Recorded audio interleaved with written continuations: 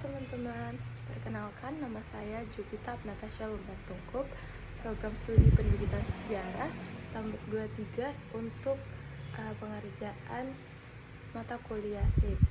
Nah, jadi di sini saya akan menjelaskan tentang video Ayah Edi mengenai asal-usul perilaku anak.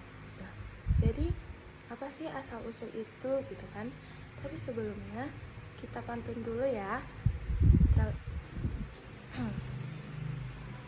Beli gula ke Surabaya. Selamat hari Kamis buat kamu yang jauh di sana. Oke, itu dia sedikit pantun dari saya.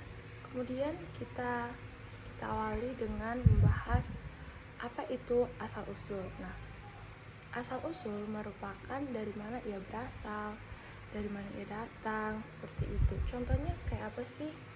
Contohnya itu kayak asal-usul nenek moyang Indonesia, asal-usul peradaban dunia, asal-usul dasar-dasar Pancasila, kenapa bisa ada, kenapa bisa begini, itu adalah asal-usul. Nah, setiap anak juga pastinya memiliki asal-usul perilaku.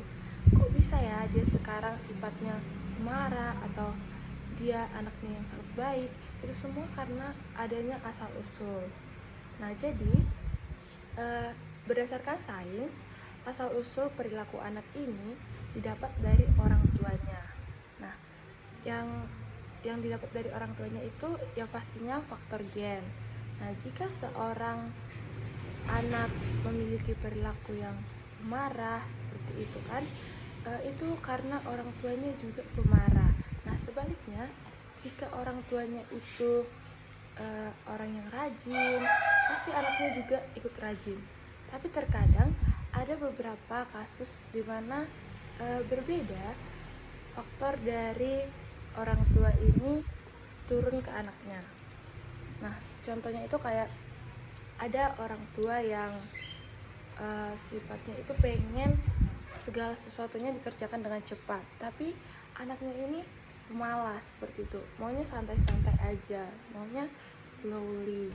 Karena adanya perbedaan ini akan menimbulkan konflik ataupun permasalahan antara orang tua dan anak tadi. Berhubung faktor lingkungan menjadi faktor terdekat dari si anak tadi, yaitu orang tuanya, jadi orang tua harus memiliki sikap parenting untuk mengajari anaknya.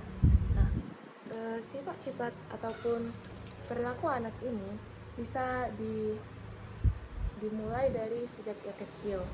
Jadi peran orang tua sangat besar untuk perilaku anak ini ke depannya.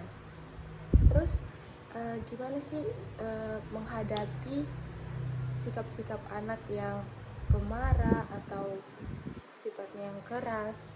Nah, jadi sebagai orang tua dan sebagai calon orang tua, kita harus mampu mengajari anak ini sejak kecil. Jadi kalau misal Ayah Edi, podcast Ayah Edi ini mengatakan berbeda perilaku anak pertama, perilaku anak kedua, perilaku anak ketiga, gak boleh kita samakan.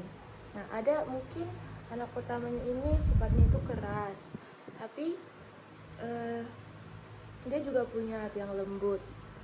Dan anak keduanya ini sifatnya itu pendiam gitu. Terus sifat anaknya yang ketiga ini ceria. Jadi kita nggak boleh menyamakan bagaimana kita menyikapi anak-anak kita tersebut. Berbeda cara penyelesaian dari anak pertama, begitupun anak kedua dan anak ketiga. Nah, pada video podcast Ayah Edi ini menjelaskan ada beberapa sifat-sifat dari unsur-unsur perilaku anak. Yang pertama itu ada melankolis korelis. Nah, di mana melankolis korelis ini merupakan sifat yang sensitif tapi dia itu keras. Orang-orang yang seperti ini merupakan orang-orang yang detail dan taat aturan.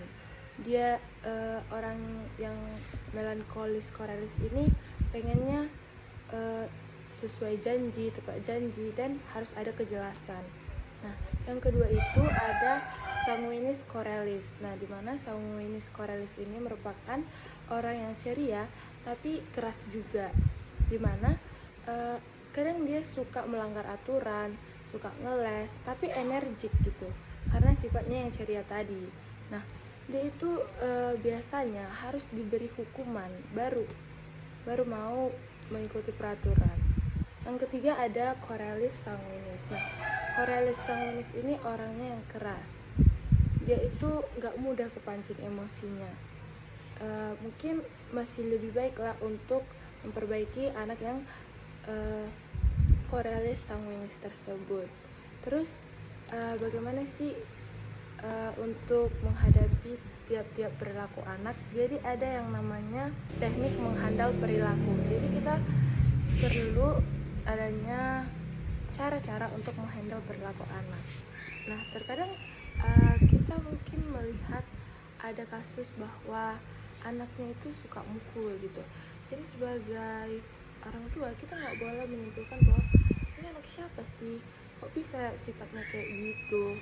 Orang tuanya kan nggak kayak gitu loh.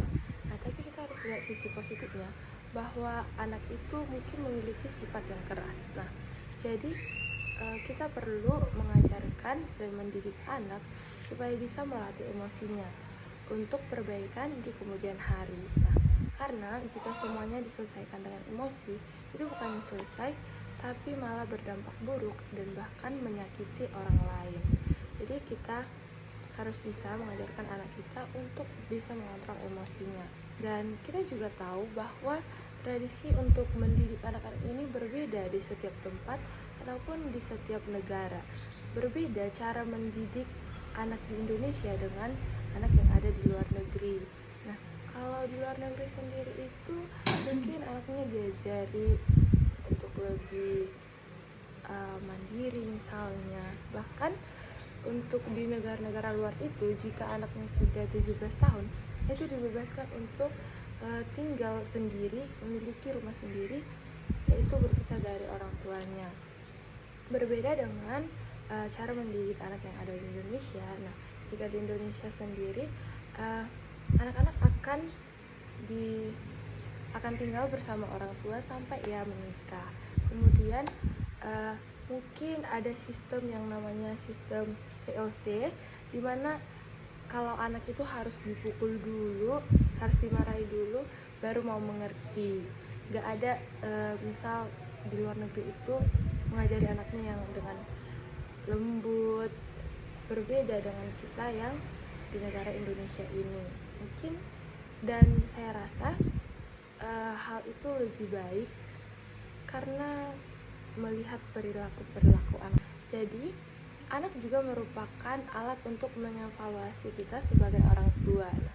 Kita lihat perkembangan anak tersebut, itu juga menjadi cerminan bagi kita bagaimana selama ini kita mengajari anak tersebut sampai nantinya kedepannya dia berhasil atau tidak. Nah, begitu juga dengan podcast yang dijelaskan oleh Ayah Edi ini, dimana bahwa anak yang berusia 0 sampai 12 tahun itu 99% menyerap apapun yang ada di lingkungannya. Jadi begini ya, langsung diikutin. Dia lihat orang lain melakukan sesuatu, oh kayak gitu, langsung diikutin. Belum ada proses berpikir ke depannya. Kemudian ada usia 17 tahun ke atas. Nah, untuk usia 17 tahun ke atas ini, di mana anak sudah mampu menyaring informasi yang diterimanya, baik informasi yang baik maupun yang buruk. Nah, jika anak kebanyakan menyerap yang positif, maka dia juga akan berpikir positif ke depannya dan berperilaku yang baik ke depannya. Nah, berbeda dengan anak yang lebih banyak menyerap hal-hal negatif, maka anak tersebut akan terbawa juga ke hal-hal yang berbau negatif. Jadi untuk pertemanan anak juga harus kita perhatikan sebagai orang tua, apakah di pertemanan anak kita itu baik ataupun malah sebaliknya, pertemanan anak itu buruk. Jadi perlu adanya seleksi pertemanan juga, bukan menjadi memusuhi yang lain, hanya saja lebih tidak terlalu dekat seperti itu. Karena dikatakan juga bahwa setiap hari itu merupakan proses pembelajaran bagi anak maupun orang tua. Nah, berhubung setiap hari itu merupakan proses pembelajaran anak beserta orang tuanya, jadi marilah kita memperbaiki perilaku-perilaku kita supaya lebih baik ke depannya, dan kita mempersiapkan diri sebagai calon-calon orang tua agar memiliki sikap parenting. Demikianlah yang boleh saya sampaikan terkait materi asal-usul perilaku anak ini dari podcast Ayah Edi. Untuk itu saya tutup dengan pantun. Jalan-jalan ke Balikpapan. Cukup sekian saya ucapkan. Terima kasih telah mendengarkan. Bye-bye.